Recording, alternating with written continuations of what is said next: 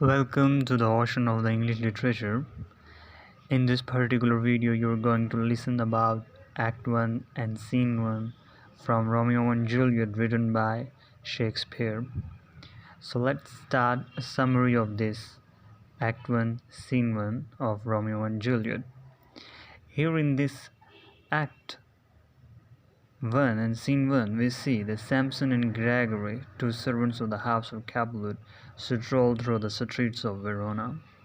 With body banter, Samson vents his hatred of the house of Montague. The two exchange punning remarks about physically conquering Montague men and sexually conquering Montague women. Gregory sees two Montague servants approaching and discusses with Samson the best way to provoke them into a fight without breaking the law. Samson bites his thumb at the Montagues, a highly insulting gesture. A verbal confrontation quickly escalates into a fight. Benvolio, a kinsman to Montague, enters and draws his sword in an attempt to stop the confrontation. Tybalt, a kinsman to Capulet, sees Benvolio's drawn sword and draws his own. Benvolio explains that he is merely trying to keep the peace, but Tybalt professes a hatred for peace as strong as his hatred for Montagues and attacks. The brawl spreads. A group of citizens bearing clubs attempts to restore the peace by beating down the combatants. Montague and Capulet enter, and only their wives prevent them from attacking one another. Prince Aeschylus arrives and commands that the fighting stop on penalty of torture. The Capulets and Montagues throw down their weapons. The prince declares the violence between the two families has gone on for too long and proclaims a death sentence upon anyone who disturbs the civil peace again. He says that he will speak to Capulet and Montague more directly on this matter. Capulet exists with him. The brawlers disperse, and Benvolio is left alone with his uncle and aunt, Montague and Lady Montague. Benvolio describes to Montague how the brawl started. Lady Montague asks whether Benvolio has seen her son Romeo. Benvolio replies that he earlier saw Romeo passing through a grove of sycamores outside the city. Since Romeo seemed troubled, Benvolio did not speak to him. Concerned about their son, the Montagues tell Benvolio that Romeo has often been seen melancholy, walking alone among the sycamores. They add that they have tried to discover what troubles him, but have had no success. Benvolio sees Romeo approaching and promises to find out the reason for his melancholy. The Montagues quickly depart. Benvolio approaches his cousin with a touch of sadness. Romeo tells Benvolio that he is in love with Rosaline, but that she does not return his feelings and has in fact sworn to live a life of chastity. Benvolio counsels Romeo to forget her by gazing at other beauties, but Romeo contends that the woman he loves is the most beautiful of all. Romeo departs, assuring Benvolio that he cannot teach him to forget his love. Benvolio resolves to do just that. So this was a summary of Act 1 and Scene 1. Now we will move towards analysis of Act 1 and Scene 1.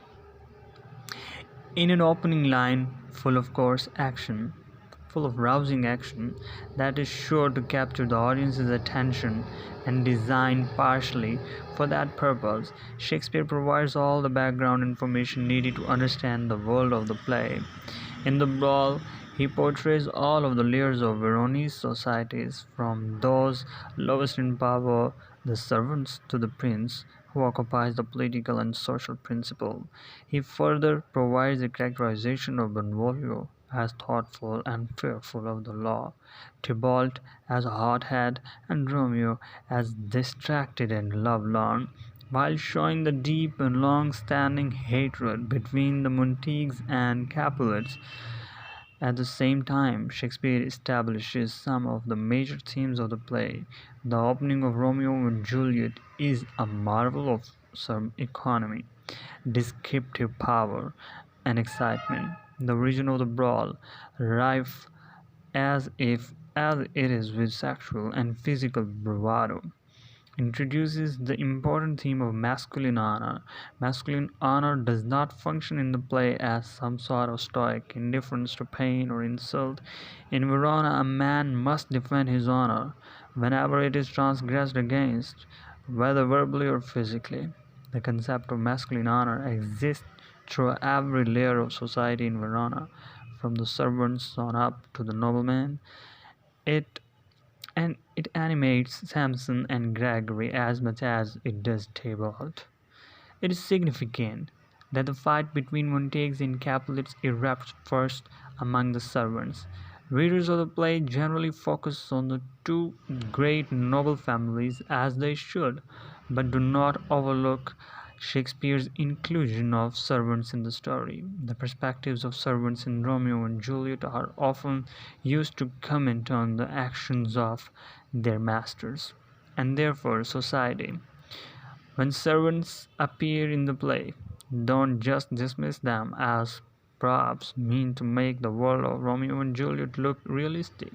The things servants say often change the way we can look at the play, showing that while the Montagues and Capulets are gloriously tragic, they are also supremely privileged and stupid, since only the stupid would bring death upon themselves when there is no need for it. The prosaic cares of the lower classes display the difficulty of their lives, a difficulty that the Capulets and Montagues would not have to face were they not so blinded by honor and hatred. In the figures of the civil watch and the prince, the brawl introduces the audience to a different aspect of the social world of Verona that exists beyond the Montagues and Capulets. The social world stands in constant contrast to the passions inherent in the Capulets and Montagues. The give and take between the demands and of the social world and individuals' private passions is another powerful theme in the play. For example, look at how the servants try to attain their desire while remaining on the right side of the law. Note how careful Samson is to ask, "Is the law on our side?" if we say aye, before insulting the Montagues in Act 1, Scene 1, line 42. After the prince institutes the death penalty for any who disturb the peace again, the stakes for letting private passions overwhelm public sobriety are raised to a new level. Finally, the first scene also introduces us to Romeo the lover, but that introduction comes with a bit of a shock. In a play called Romeo and Juliet, we would expect the forlorn Romeo to be lovesick over Juliet, but instead he is in love with Rosaline. Who is Rosaline? The question lingers through the play. She never appears on stage, but many of Romeo's friends, unaware that he has fallen in love with and married Juliet, believe he is in love with Rosaline for the entirety of the play. And Friar Lawrence, for one, expresses shock that Romeo's affections could shift so quickly from Rosaline to Juliet. In this play, Rosaline haunts Romeo and Juliet. One can argue that Rosaline exists in the play only to demonstrate Romeo's passionate nature, his love of love. For example, Romeo spouts cliches about his love for Rosaline: feather of lead, bright smoke, cold fire, sick health, in Act 1, Scene 1, line 173. It seems that Romeo's love for chaste Rosaline stems almost entirely from the reading of bad love poetry.